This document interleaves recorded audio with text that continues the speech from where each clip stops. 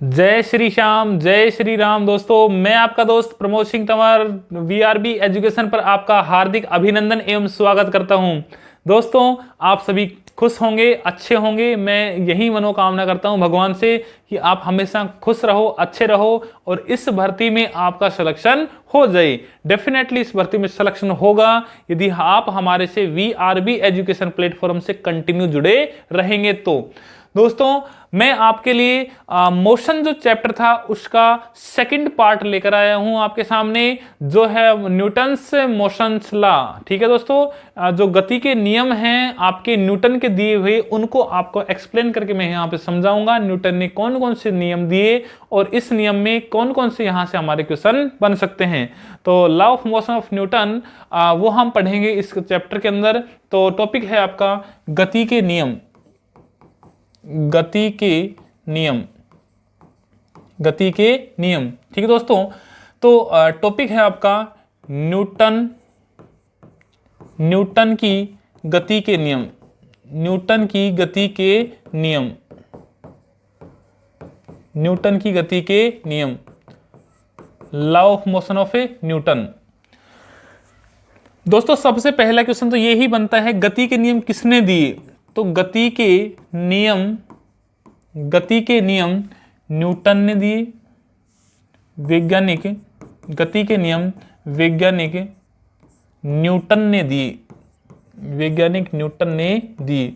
आपको पता होगा दोस्तों, वैज्ञानिक न्यूटन अगर नहीं होते तो शायद फिजिक्स का निर्माण नहीं होता। एक बार की बात है दोस्तों, ये न्यूटन जो थे वैज्ञानिक, ये प्रैक्टिकल पे बहुत ज़्यादा विश्वास करते थे। प्रैक्टिकल पे बहुत ज़्यादा विश्वास करते थे। एक बार इसकी कहानी सुनने को मिलती है, पढ़ा है मैंने, कि ये एक बार सेब के पेड़ के नीचे बैठा था और सेब के पेड़ के नीचे बैठे थे तो इनके सर पे अचानक एक सेब आकर गिरा और सेब आकर गिरा तो उस सेब को उठाया और उससे ही क्वेश्चन करने लगे, तू नीचे ही क्यों आया, तेरे को ऊपर जाना चाहिए था। ठीक है, ये इनके बारे में सवाल जवाब, इनकी ये ननिहाल पक्ष में रहा करते थे। तो ननिहाल पक्ष में इन्होंने यही क्वेश्चन किया करते थे कि चंद्रमा नीचे क्यों नहीं आते, सूर्य भगवान नीचे क्यों नहीं आता, हम ऊपर क्यों नहीं उड़ जाते, हम इतनी तेज रोशनी क्यों देते। ये सब क्वेश्चन जवाब जो रहा करते थे वो ये क्वेश्चन किया करते थे न्यूटन्स, लेकिन उनका जवाब देने वाला उस टाइम पर कोई भी नहीं था। उसके बाद में उसने धीरे धीरे गति के नियमों पे विश्लेषण किया। उसके बाद में इन्होंने गुरुत्वाकर्षण के बारे में बताया। ठीक है, E बराबर mc² ऊर्जा समीकरण के बारे में बताया। इनके बारे में आइंस्टीन ने बताया था वो तो, बाकी इन्होंने ये सब चीज़ें बताई। तो इनको ये समझ में आया कि फिजिक्स का कहीं ना कहीं लॉ लगते हैं, नियम लगते हैं, तब जाके ये चीज़ें क्लियरफाई हो पाती हैं। तो गति के नियम वैज्ञानिक न्यूटन ने दिए और गति के नियमों को, न्यूटन की गति के नियमों को किसने दिया था दोस्तों? ये सब गैलीलियो का नियम भी कहा जाता है। क्या कहा जाता है इनको? गैलीलियो का नियम कहा जाता है, फर्स्ट जो नियम है उसको। तो हम कहेंगे गति के नियम किसने दिए थे? न्यूटन ने दिए। कितने नियम दिए थे? इन्होंने 3 नियम दिए थे। गति का फर्स्ट नियम, गति का प्रथम नियम, इसे ही कहा जाता है गैलीलियो का नियम। गैलीलियो का नियम। ठीक है, दूसरा जो है वो न्यूटन की गति का द्वितीय नियम। इससे दोस्तों इसका नाम एक और है जड़त्व का नियम। जड़त्व का नियम, गैलीलियो का नियम, जड़त्व का नियम या फिर न्यूटन से फर्स्ट लॉ। ये है न्यूटन की गति का सेकंड नियम, या फिर मैं कह सकता हूं इसको संवेग संरक्षण का नियम। संवेग संरक्षण का नियम, संवेग संरक्षण का नियम। ये न्यूटन की गति के कितने नियम हैं दोस्तों? ये 3 नियम हैं। गति का फर्स्ट नियम गैलीलियो का नियम, जड़त्व का नियम, न्यूटन की गति का सेकंड नियम संवेग संरक्षण का नियम। और तीसरा नंबर था, ये है दोस्तों न्यूटन की गति का थर्ड नियम। न्यूटन की गति का थर्ड नियम, इसे कहा जाता है दोस्तों क्रिया प्रतिक्रिया का नियम। क्रिया प्रतिक्रिया का नियम। न्यूटन ने गति के नियम दिए और वो कितने नियम दिए दोस्तों? 3 नियम दिए। पहला न्यूटन की गति का जो नियम था वो गैलीलियो के नियम में जड़त्व का नियम कहलाता है। दूसरा जो नियम था वो सेकंड नियम जो संवेग संरक्षण law of momentum conservation law है। और third law of motion of Newton वो है आपका रिएक्शन एंटी रिएक्शन लॉ, बोले तो क्रिया प्रतिक्रिया का नियम। तो गति के कितने नियम हो गए दोस्तों? 3 नियम हो गए और इन्होंने तीनों नियम के बारे में बहुत अच्छे से एक्सप्लेन किया। न्यूटन जो वैज्ञानिक थे बहुत ही ब्रिलियंट माइंड माना जाता था और उनका जो न्यूटन जो थे उन्होंने ही कहीं ना कहीं देखो उस टाइम, अब आज तो हमें बहुत सी चीज़ें पता चल जाती हैं लेकिन न्यूटन के टाइम पे इतनी चीज़ों का पता नहीं था, फिर भी इन्होंने इतना अच्छा एक्सप्लेन किया कि फिजिक्स के जन्मदाता माना जाता है इनको। ओल्डेस्ट फिजिक्स के यदि फादर की बात करें तो वो कौन थे वैज्ञानिक? न्यूटन ही हैं। ठीक है, अब बात करते हैं दोस्तों, हम एक एक नियम को लेकर चलते हैं। तो पहला नियम जो है आपका, पहला जो नियम है उसकी तरफ लेकर चलते हैं हम। न्यूटन की गति का फर्स्ट नियम, न्यूटन की गति का प्रथम नियम, इसे ही आपने बताया कि क्या कहा जाता है? जड़त्व का नियम। क्या कहा जाता है? जड़त्व का नियम या फिर गैलीलियो का नियम। दोस्तों मैं आपको बताऊं कि जड़त्व का मतलब होता क्या है? Inertia, law of inertia. इस जड़त्व को कहा जाता है लॉ ऑफ इनर्शिया। ये जड़त्व होता क्या है दोस्तों?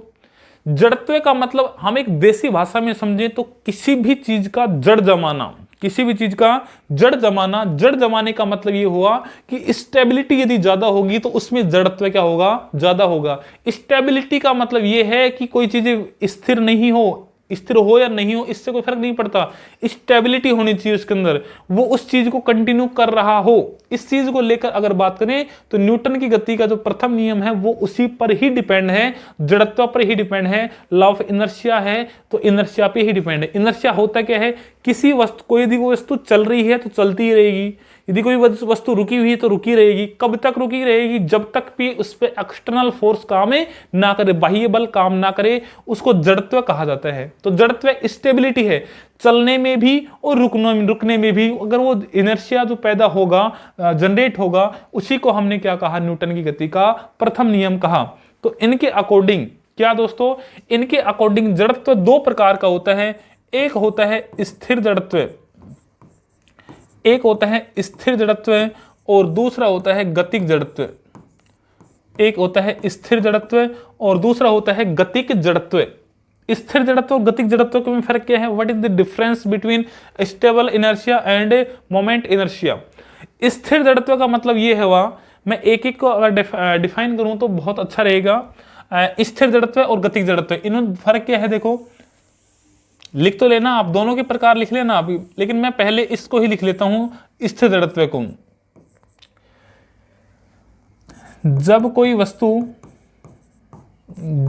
वस्तु स्थिर अवस्था में है, स्थिर अवस्था में है तो स्थिर ही रहेगी।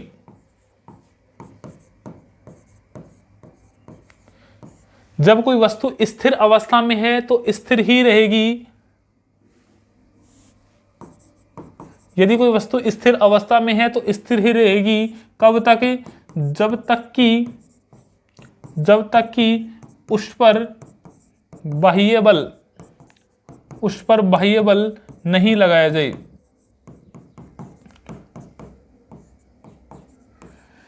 यदि कोई वस्तु स्थिर अवस्था में है तो स्थिर ही रहेगी जब तक कि उस पर बाह्य बल ना लगाया जाए। इसका मतलब ये हुआ, यदि कोई वस्तु स्टेबल है, जैसे मान लो कि ये मैंने कहा कि ये मार्कर है, ये मार्कर यहाँ पे रखा है, जब मैं इसको समझने की कोशिश करना, ये गिलास है, इस गिलास को मैंने यहाँ रख दिया। अब ये गिलास रख दिया तो ये कब तक स्थिर रहेगा, स्टेबल रहेगा? जब तक कि इस पर मैं एक्सटर्नल फोर्स न लगाऊं। मैंने जैसे ही इस पर बाह्य बल लगाने की कोशिश की, ये गिलास खिसकने लग जाएगा। तो ये जो खिसक रहा है ये मैं एक्सटर्नल फोर्स से खिसक रहा है, एक्सटर्नल वर्क से खिसक रहा है। तो हम ये कह सकते हैं कि यदि कोई वस्तु स्थिर है तो वो स्थिर ही रहेगी जब तक कि उस पर बाह्य बल नहीं लगाया जाएगा। ठीक है, तो बाह्य बल जो है वो लगा किसी वस्तु को खिसकाने के लिए या फिर चलती हुई वस्तु को रोकने के लिए, फिर रुकी हुई वस्तु को चलाने के लिए जो बल लगाया जाता है, बाह्य कारक किया जाता है, वो बल कहलाता है। ठीक है, तो यदि कोई वस्तु स्थिर अवस्था में है तो स्थिर रहेगी जब तक कि उस पर बाह्य बल नहीं लगाया जाता। ये स्थिर जड़त्व कहलाता है। बाह्य बल नहीं लगाया जाए, स्थिर जड़त्व कहलाता है।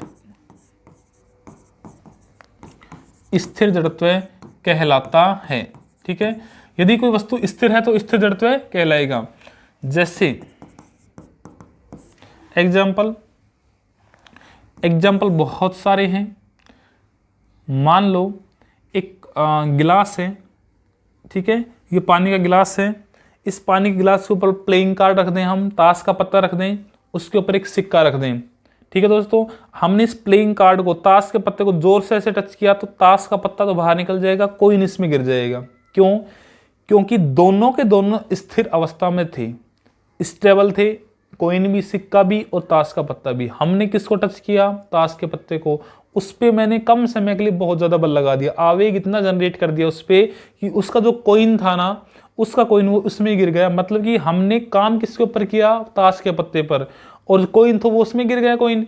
तो हमने स्थिर वस्तु थी, स्थिर ही रहने का प्रयास कर, कॉइन जो था, सिक्का था, वो स्थिर था, स्थिर ही रहने का प्रयास करेगा जब तक उस पर बाह्य बल नहीं लगाया जाए। तो उस पर तो बाह्य बल लगाया नहीं हमने, हम नीचे वाले पे लगाया, तो वो कॉइन वहीं के वहीं गिर जाएगा। दूसरा एग्जाम्पल, कंबल लिया आपने, कंबल को झड़काते हो तो कैसे झड़काते हो? मान लो ये कंबल लिया, इस कंबल को आपने झड़काया ऐसे, तो आपने क्या किया? पहले स्थिर किया, फिर उसको सडनली मोमेंट किया। जैसे ही मोमेंट किया तो मिट्टी धूल के कण थे, वो तो स्थिर रहने का ही प्रयास करेंगे। आपने तो केवल कंबल को खिसकाया है, तो मिट्टी धूल के कण थे, वो स्थिर रहने का ही प्रयास करेंगे। और आपने जैसे ही कंबल को अलग किया, मिट्टी धूल के कण अलग हो जाएंगे। ये क्या है? आपका स्थिर जड़त्व है। ठीक है, कौन सा जड़त्व है? आपका स्थिर जड़त्व है। मान लो पेड़ की टहनी से हवा चलने पर फल का अलग होना। इसमें देखा होगा, मान लो ये फल लगा हुआ है, ये टहनी के फल लगा हुआ है, हवा चलेगी तो क्या हिलेंगी? टहनियां। टहनियां हिलेंगी तो ये फल तो, टहनियां हिलेंगी तो ये टहनियां हिलेंगी तो इनमें क्या हो जाएगा? बीच में डिस्टेंस बनेगा। डिस्टेंस क्यों बनेगा? क्योंकि यदि कोई वस्तु स्थिर है तो स्थिर रहने का प्रयास करेगी, तो आम था उसकी ग्रेविटी की वजह से वो बिल्कुल स्टेबल रहने की कोशिश करेगा। लेकिन टहनियां हिल रही हैं, टहनियां हिलेंगी तो टहनी और ये इधर हिलेगी, लेकिन वो स्टेबल रहने की कोशिश करेगा। इन दोनों के बीच में क्या हो जाएगा? गैप हो जाएगा। इट मीन्स ये क्या है? लॉ ऑफ इनर्शिया है, स्टेबल इनर्शिया है। ठीक है दोस्तों, इसमें एग्जांपल हो जाएंगे हवा चलने पर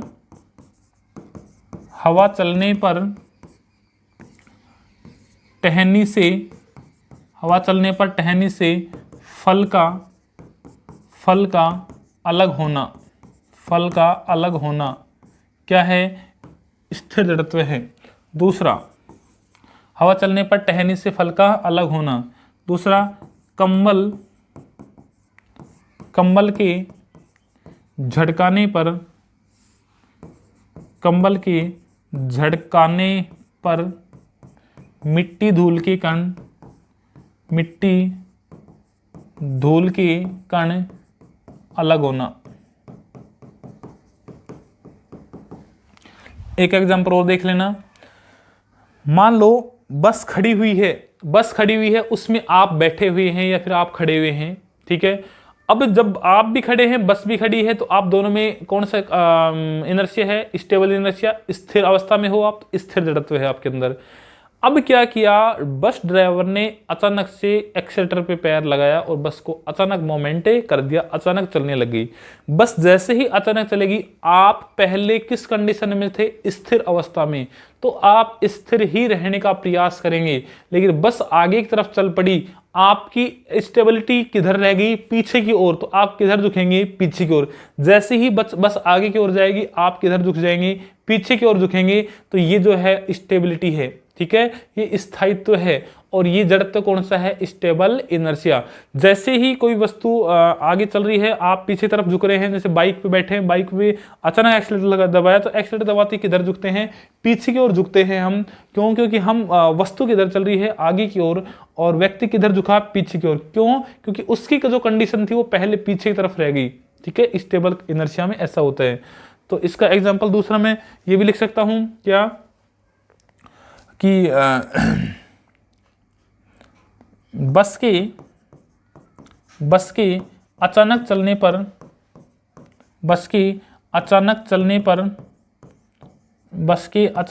पर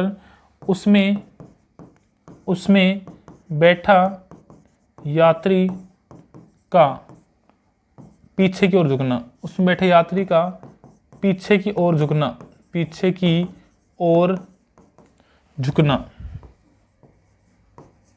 पीछे की ओर बस के अचानक चलने पर उसमें बैठे यात्री का पीछे की ओर झुकना, ये किसके हो जाएंगे दोस्तों? स्थिर जड़त्व के हो जाएंगे। ठीक है दोस्तों, किसके हो जाएंगे? स्थिर जड़त्व को हो जाएंगे। अब हम देखेंगे कौन सा दूसरा जड़त्व है, गतिज जड़त्व। तो आपने देखा दोस्तों, ये आपने जो देखा वो क्या था? न्यूटन की गति का जो प्रथम नियम था उसमें स्थिर जड़त्व देखा आपने। अब मैं लेके चल रहा हूं आपको नेक्स्ट जड़त्व की तरफ। दूसरा जो है वो आपका कौन सा हो जाएगा? वो आपका हो जाएगा गतिक जड़त्व। कौन सा हो जाएगा? गतिक जड़त्व। गतिक जड़त्व में मोमेंट इनर्शिया, इसके अंदर यदि कोई वस्तु गतिक अवस्था में है तो गतिक ही रहेगी। यदि कोई वस्तु गतिक अवस्था में है तो गतिक ही रहेगी जब तक कि उस पर बाह्य बल नहीं लगाया जाए।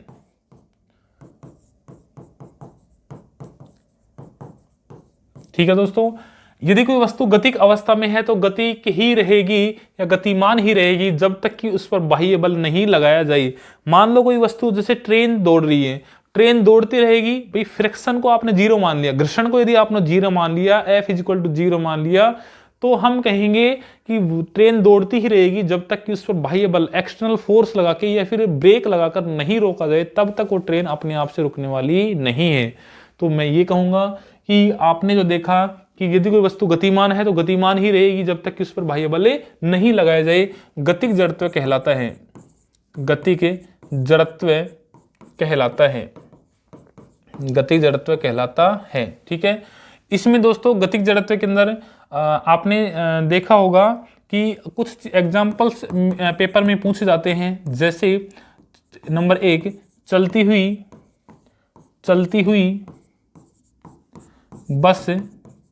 बस के अचानक ब्रेक लगाने पर, चलती हुई बस के अचानक ब्रेक लगाने पर उसमें चलती हुई बस के अचानक ब्रेक लगाने पर उसमें बैठा यात्री का किधर झुकना दोस्तों? आगे की ओर झुकना। इसका मतलब क्या हुआ? इसका मतलब ये हुआ कि यदि कोई वस्तु गतिमान है तो गतिमान ही रहने का प्रयास करेगी जब तक कि उस पर बाह्य बल नहीं लगाया जाए। इसमें देखा, चलती हुई बस के अचानक ब्रेक लगाई, यदि कोई बस चल रही है उसमें अचानक ब्रेक लगाए, ब्रेक लगाने से उसमें जो व्यक्ति था वो उस पर थोड़ी ब्रेक लगाए, तो वो व्यक्ति तो आगे चलते रहने का प्रयास करेगा। लेकिन बस के अचानक ब्रेक लग गई, व्यक्ति पर ब्रेक नहीं लगे, वो चलते रहने का ही प्रयास करेगा। इसका मतलब किधर झुकेगा? वो आगे की ओर झुक जाएगा, जिधर बस चल रही थी उधर। तो हम कहेंगे कि बस बैठे यात्री का आगे की ओर झुकना है, वो आपका क्या कहलाएगा? वो आपका गतिक जड़त्व कहलाता है। दूसरा एग्जाम्पल, मानो लंबी कूद, जब लंबी कूद करते हैं तो उससे पहले कुछ रन अप लेते हैं आप। तो लंबी कूद कूदने से पहले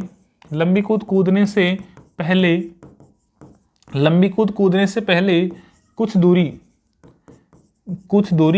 दौड़ना। लंबी कूद कूदने से पहले कुछ दूरी दौड़ना, ये किसका एग्जाम्पल है? आपका ये गतिक जड़त्व का एग्जाम्पल है। ठीक है दोस्तों, तो गतिक जड़त्व समझ में आ गया होगा। यदि कोई वस्तु चल रही है तो चलती रहने का प्रयास करेगी जब तक इस पर बाह्य बल नहीं लगाया जाए। लंबी कूद देंगे तो उससे पहले कुछ रनअप लेते हैं। वो रनअप इसलिए लेते हैं क्योंकि हम यदि दौड़ के आते हैं दूर से तो हम दौड़ते ही रहने का प्रयास करेंगे। इसका मतलब हमारे जो लॉन्ग जंप है वो थोड़ा सा और लंबा चला जाएगा। ठीक है, तो ये हो जाएगा दोस्तों आपका गतिक जड़त्व। अब लेकर चलते हैं आपके न्यूटन की गति के दूसरे नियम पर। ठीक है, न्यूटन की गति का दूसरा नियम, न्यूटन की गति का दूसरा नियम, इसे ही क्या कहेंगे हम? संवेग संरक्षण का नियम। संवेग संरक्षण का नियम, मोमेंटम कंजर्वेशन लॉ, संवेग संरक्षण का नियम। न्यूटन की गति का द्वितीय नियम, second law of motion of Newton, या फिर मोमेंटम कंजर्वेशन लॉ, संवेग संरक्षण का नियम। इसके अकॉर्डिंग दोस्तों, संवेग संरक्षण के नियम के अकॉर्डिंग यदि किसी वस्तु पर आरोपित बल उसके संवेग में परिवर्तन की दर के बराबर होता है तो क्या कहलाता है, वो संवेग संरक्षण का नियम कहलाता है। बोल बाके बिहारी लाल की जय। अब देखते हैं इसके अंदर हम क्या, कि यदि किसी वस्तु पर हमने आरोपित बल लगाया तो किसी वस्तु पर, इसकी डेफिनेशन हो जाएगा, किसी वस्तु पर आरोपित बल, किसी वस्तु पर आरोपित बल उसके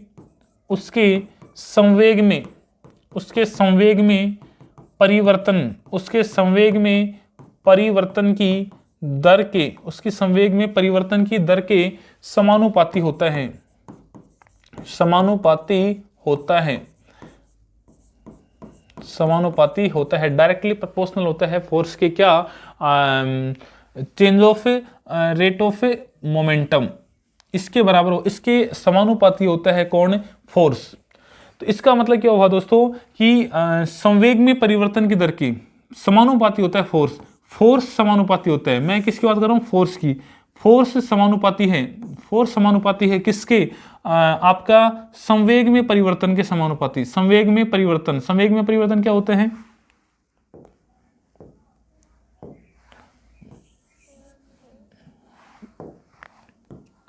संवेग में परिवर्तन क्या होता है, dp अपॉन dt, ठीक है। संवेग में परिवर्तन की दर के समानुपाती होता है कौन दोस्तों, ये है आपका संवेग में परिवर्तन की दर के समानुपाती होता है न्यूटन के सेकंड लॉ के अकॉर्डिंग। दोस्तों मैं इसका थोड़ा सा शॉर्ट रूप से मैं आपको इसको थोड़ा समझाना चाहूंगा, बाकी एक्चुअल तो यही है, F directly proportional to dp upon dt, संवेग में परिवर्तन की दर के समानुपाती होता है न्यूटन के दूसरे नियम के अकॉर्डिंग। हम थोड़ा सा इसको ये लेकर चलते हैं कि F प्रोपोर्शनल है P बटे T के, ठीक है। संवेग क्या होते हैं, हमें पता है कि P बराबर होता है m इंटू वी, तो हमने यहां लिखा F proportional m into v upon में T, ठीक है दोस्तों। अब आपने देखा कि ये V अपॉन T है जो, ये क्या कहलाता है, A कहलाता है। A बोले तो त्वरण, वेग में परिवर्तन की दर त्वरण कहलाता है, तो मैं इसकी जगह A लिख सकता हूं, तो क्या हो जाएगा F proportional m into A, ठीक है। समानुपाती चिन्ह हटाएंगे तो यहाँ पे K आ जाएगा, F बराबर K इंटू MA, और K का मान कितना होता है 1, ठीक है।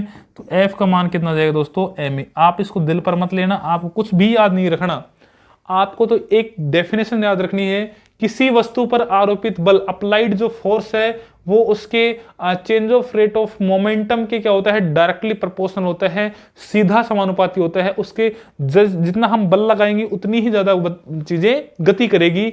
ये इस चीज को समझाने के लिए इसने ये नियम दिया, F proportional dp upon dt। आपको केवल इतना याद रखना है कि F बराबर ma, ये किससे निकल के आया, न्यूटन की गति के दूसरे नियम से निकल के आया, F बराबर ma, ठीक है दोस्तों। तो हम एक नोट लगा के लिखेंगे है कि आपको एक नोट लगाना है छोटा सा, और उसमें लिखना है आपको क्या, कि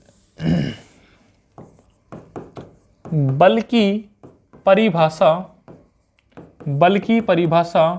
न्यूटन के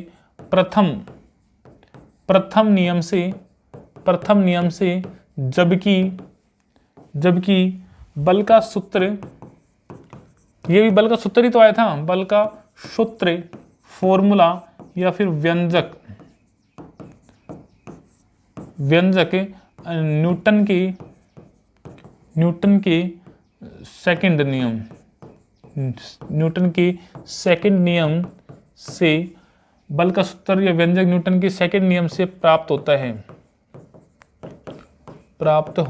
है। क्या समझे दोस्तों, बल की परिभाषा न्यूटन के प्रथम नियम से, जबकि बल का सूत्र या व्यंजक न्यूटन के द्वितीय नियम से प्राप्त होता है।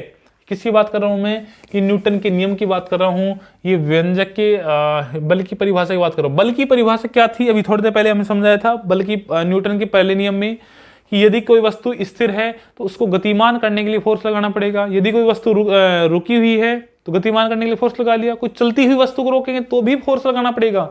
तो चलती हुई चीज को रोकने के लिए, फिर रुकी हुई चीज को चलाने के लिए उस पर अप्लाइड जो फोर्स एक्सटर्नल वर्क है वही बल कहलाता है। बल की परिभाषा न्यूटन के पहले नियम से आई थी और सूत्र उसके नियम दूसरे नियम से आया था। ये रटने लायक क्वेश्चन है। न्यूटन के सेकंड नियम से बल का सूत्र और प्रथम नियम से बल की परिभाषा आई थी। ठीक है दोस्तों, इसके एग्जाम्पल देखते हैं। न्यूटन के सेकंड लॉ पे कौन कौन से एग्जाम्पल काम करते हैं दोस्तों। इस पे एग्जाम्पल वो काम करेंगे जहां पे समय का फर्क पड़ रहा हो या समय ज्यादा लग रहा हो, फोर्स कम लग रहा हो, ऐसे चीजों पे काम करता है। जैसे जहां पे फोर्स अप्लाई ज्यादा होता है वहां पे समय कम लगता है, ऐसा यहाँ पे न्यूटन के सेकंड नियम में देखने के लिए मिलेगा। जैसे दोस्तों आपने जैसे मैं ये कह सकता हूं जहां चोट कम आए, जहां चोट वाली घटनाएं हो वहां पे सेकंड नियम का काम करेगा। हमने जब क्रिकेट खिलाड़ी बॉल को कैच लेता है तो कैच लेने के बाद में ऐसे हाथों को पीछे तरफ धकेलते हैं। वो इसलिए धकेलता है ताकि चोट कम आए। क्यों? क्योंकि जब उसने ऐसे बॉल को पकड़ा, उस पर फोर्स अप्लाई की बॉल उसने, तो उसने समय का मान बढ़ा दिया, समय का मान बढ़ गया। जब समय का मान बढ़ता है तो ऑटोमेटिक ही आपका समय का मान बढ़ते ही आपका जो फोर्स है वो क्या हो जाता है, कम हो जाता है। ठीक है, क्योंकि आपने देखा था F प्रोपोर्शनल dp/dt, टाइम का मान कम किया तो फोर्स बढ़ गया। ठीक है, तो वो आपने हाथों तो पीछे तरफ धकेला तो धकेलने से आपको क्या हो गया, चोट कम आएगी। तो ये घटना किस पे आती है, इस न्यूटन के दूसरे नियम में। तो एग्जाम्पल में हो जाएगा, एग्जाम्पल क्या हो जाएगा दोस्तों, क्रिकेट खिलाड़ी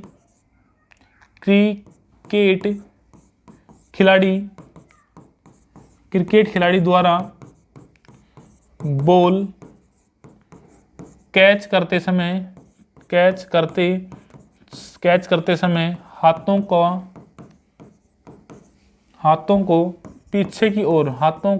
को पीछे की ओर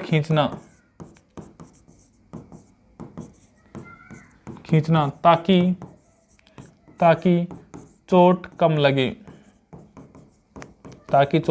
लगे। ये कौन सा है दोस्तों, पहला एग्जाम्पल है। क्रिकेट खिलाड़ी द्वारा बॉल कैच करते समय हाथों को पीछे की ओर खींचना ताकि चोट कम लगे। ये किसका एग्जाम्पल है, सेकंड लॉ का एग्जाम्पल है।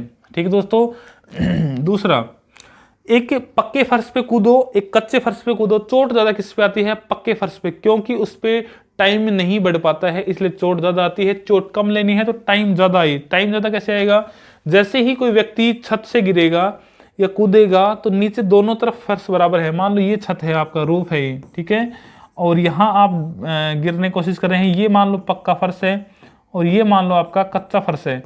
तो यहाँ से यहाँ गिरोगे पक्के फर्श पे, कच्चे फर्श पे, तो यहाँ गिरने में मान लो 5 सेकंड लगे आपको और यहाँ तक गिरने में आपको 5 सेकंड लगे। लेकिन क्या होता है, यहाँ गिरने के बाद व्यक्ति नीचे तरफ नहीं धंसता है। क्यों नहीं धंसता, क्योंकि नीचे पक्का फर्श है। सडनली आपका फोर्स कितना हो जाएगा, 0 हो जाएगा। ऐसी कंडीशन में आपको चोट ज्यादा आएगी। और यहाँ पे गिरेंगे आप तो नीचे तरफ बंदा जब थोड़ा बहुत नीचे जाएगा, धंसेगा कच्ची मिट्टी के अंदर, तो उसका टाइम ऑटोमेटिक बढ़ जाएगा। टाइम बढ़ते ही उसका फोर्स क्या हो जाएगा, कम हो जाएगा। इस कंडीशन में हम कहेंगे कि जो आर का मान, जो फोर्स रूफ से गिरा बंदा कच्चा फर्श पे, वो बंदा उस पर चोट कम आती है। ठीक है, तो ये एग्जाम्पल हो गया। पक्के फर्श पर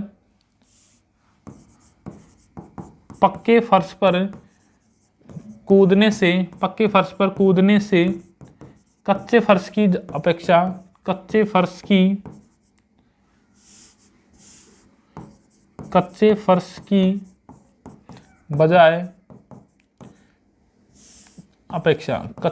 अपेक्षा ज्यादा चोट आती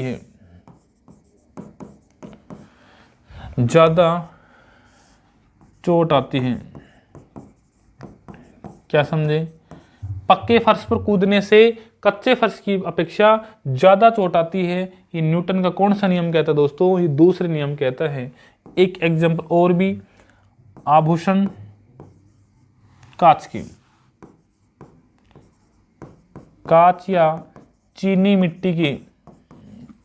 मिट्टी के बर्तन पैक करते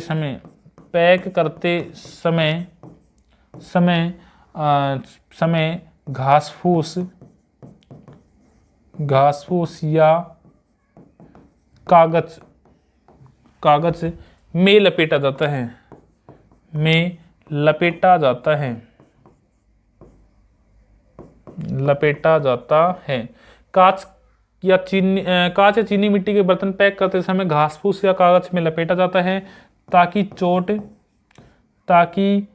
चोट लगने पर ना टूटे, ताकि चोट लगने पर ना टूटे।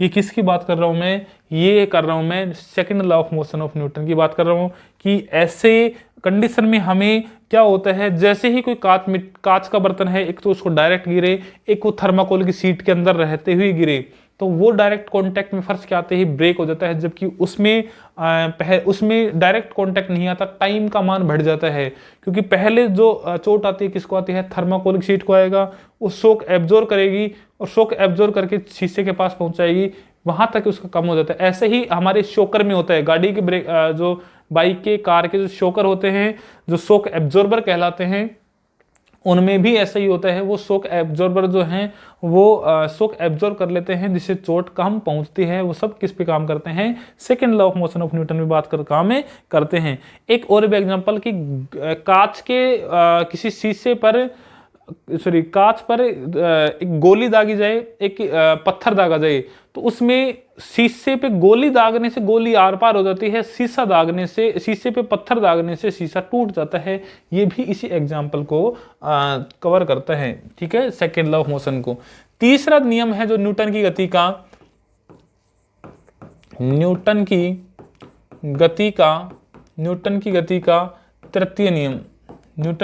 का तृतीय नियम, third law of motion of Newton की गति का तृतीय नियम, ठीक है, इसे कहते हैं क्रिया प्रतिक्रिया का नियम, रिएक्शन एंटी रिएक्शन लॉ कहते हैं, क्रिया प्रतिक्रिया का नियम कहते हैं। किसे कहते हैं? क्रिया प्रतिक्रिया का नियम न्यूटन की गति के नियम को कहा जाता है, ठीक है। इसके अनुसार या फिर प्रत्येक वस्तु पर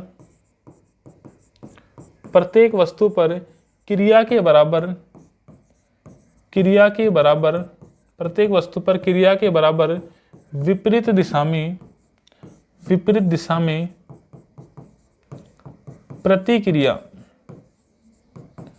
प्रतिक्रिया बल लगता है। क्या समझे? प्रत्येक वस्तु पर क्रिया के बराबर विपरीत दिशा में प्रतिक्रिया बल लगता है, यही क्रिया प्रतिक्रिया का नियम है। क्रिया प्रतिक्रिया का नियम है। क्या समझे? इसमें यह है कि प्रत्येक वस्तु पर क्रिया के बराबर विपरीत दिशा में प्रतिक्रिया बल लगता है ना। ये रिएक्शन एंटी रिएक्शन लॉ बोलते हैं इसको। ये क्रिया के बराबर विपरीत दिशा में प्रतिक्रिया जो बल लग रहा है वो आपका कौन सा नियम कहलाता है? क्रिया प्रतिक्रिया का नियम कहलाता है, ठीक है दोस्तों। जैसे मान लो आपका ये कोई एक ऑब्जेक्ट है, ठीक है, इस ऑब्जेक्ट में इधर से आप फोर्स अप्लाई कर रहे हैं, ठीक है, फोर्स अप्लाई कर रहे हैं, जैसे इस 1 से 2 की ओर अप्लाई कर रहे हैं, F12, ठीक है।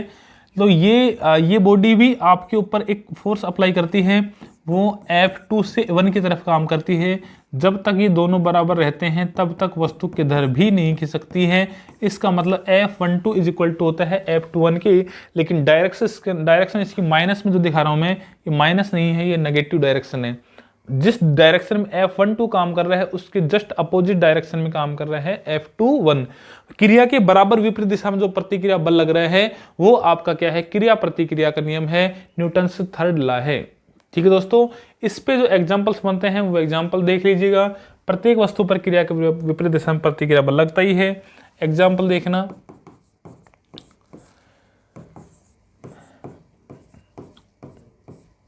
रॉकेट की उड़ान में अग्नि व जिसको फ्लेम बोलते हैं, है ना, अग्नि व धुआं नीचे की ओर आना, जबकि वो किधर चलती है? रॉकेट ऊपर तरफ चलती है, अग्नि धुआं नीचे तरफ चलती है, तो एंटी रिएक्शंस काम कर रहा है उस पर, ठीक है। पानी में पानी में अ, पानी में तैराकी द्वारा पानी को पीछे की ओर धकेलना, पानी को पीछे की ओर धकेलना, पानी में तैराकी द्वारा पानी को पीछे की ओर धकेलना, जबकि स्वयं का आगे की ओर चलना, स्वयं का आगे की ओर चलना। ये किस पे डिपेंड कर रहा है दोस्तों? ये आपका एग्जाम्पल किस पे डिपेंड है? ये third law of motion of Newton पे डिपेंड है, क्योंकि पानी में तैराक जब चलेगा तो पानी को पीछे की ओर धकेलेगा, जबकि स्वयं किधर चलेगा? आगे की ओर चलेगा। तो क्रिया की विपरीत दिशा में क्या हो रही है? प्रतिक्रिया हो रही है। ठीक है, ये सब कैसा है? आपका third law of motion of Newton है। ठीक है दोस्तों, आपका इसके अलावा और भी एग्जाम्पल हो सकते हैं, जैसे गुलेल का। गुलेल में आपने उसको पीछे तरफ खींचा और छोड़ा तो वो उसके विपरीत दिशा में काम करता है, क्रिया प्रतिक्रिया का नियम में लगते हैं। इसके अलावा आपका यदि एग्जाम्पल की बात करें तो एग्जाम्पल आपका हो जाएगा, जैसे ही कुएं से पानी निकालते हैं, तो कुएं से पानी निकालते तो हम कुएं से पानी निकालते रहते हैं, उस टाइम पे यदि रस्सी टूट जाए तो व्यक्ति पीछे की ओर गिरता है, जबकि काम आगे की तरफ हो रहा था। तो रिएक्शन एंटी रिएक्शन लॉ काम करेगा। ठीक है दोस्तों, तो ये आपका क्रिया प्रतिक्रिया का नियम भी आपका क्या हो गया दोस्तों? कंप्लीट हो गया। तो हम कह सकते हैं कि आपके न्यूटन की गति के नियम कंप्लीट हो गए हैं। और ऐसे ही आप वीआरबी एजुकेशन पे कंटिन्यू जुड़े रहना। हम आपके लिए बहुत जल्दी क्लासेस लेके आएंगे। आपको सिलेबस के अंदर आपको एक भी क्वेश्चन ऐसा नहीं होगा जो आपका सिलेबस से बाहर जाएगा। ठीक है दोस्तों, have a nice day, bye. मिलेंगे ब्रेक के बाद अगले एपिसोड में, अगली क्लास में। जय हिंद, जय भारत।